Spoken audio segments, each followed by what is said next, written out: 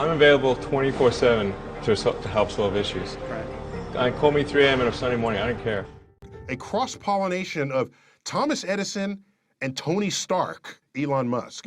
Were you a little naive when you thought I can easily build an electric car and a rocket?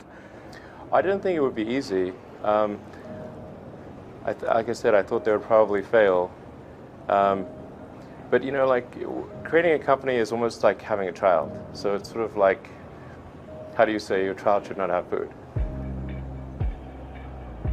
So once you have the company, you have to feed it and nurse it, and take care of it, even if it ruins you.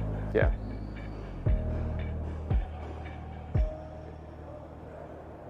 But suppose there were some tough times in 2008, end of 2008. How did you get through that period of crisis? Yeah. Can we just break for a second? Sure, of course. You want to wait a little while? Yeah, I sure hope it was worth it. Sure hope so. Sure hope it was worth it. It's everything.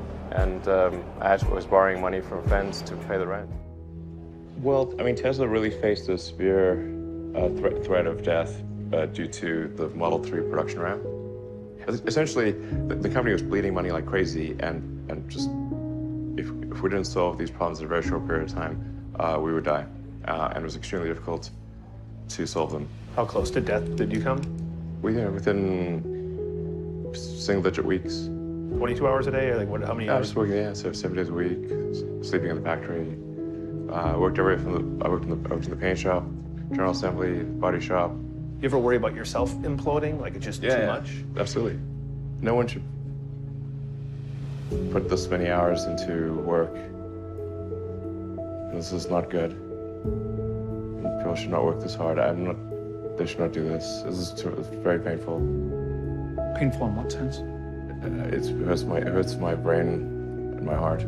Where do you come up with your best ideas? Are you on vacation, or are you kind of just like in the middle of the night you wake up and start drawing things down? Or you know, sounds really cliche, but like the shower is probably like you know, wake up and go to shower in the morning. And I think actually what's really happened is kind of stuff is percolated in the subconscious. Right.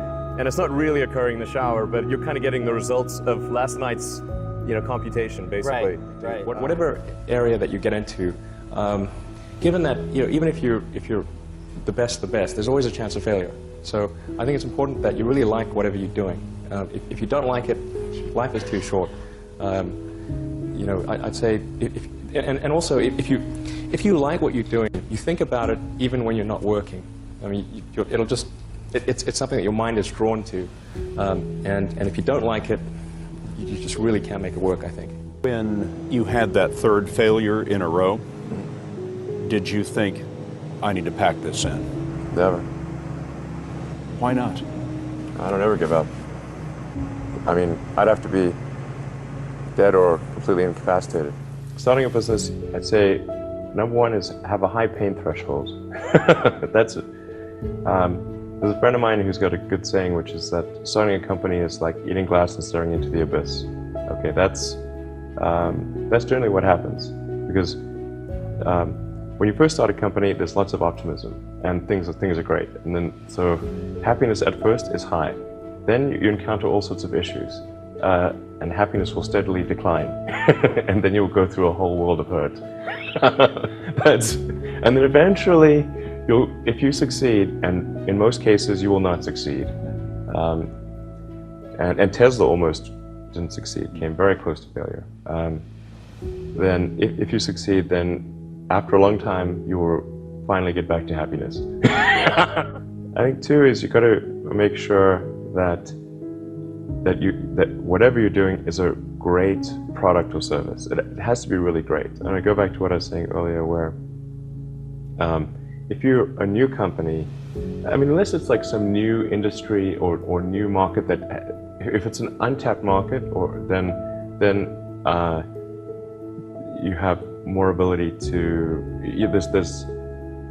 the standard is lower for your product or service. But if you're entering anything where there's an existing marketplace against large entrenched competitors, then your product or service needs to be much better than theirs. It can't be a little bit better, because then you put yourself in the shoes of the consumer and they say, why would you buy it as a consumer? You're always going to buy the trusted brand unless there's a big difference. So a lot of times, you know, an entrepreneur will come up with something which is only slightly better. And it can't just be slightly better. It's got to be a lot better. Number 3, I'd say, is constantly seek criticism.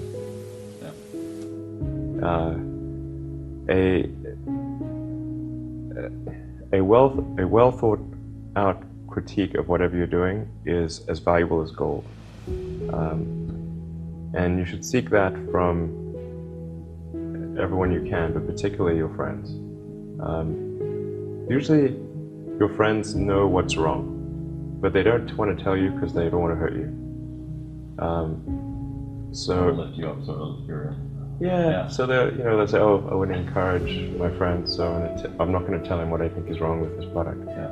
It doesn't mean your friends are right, but very often they are right. And you at least want to listen very carefully to what they say. And to everyone, if you're looking for, basically,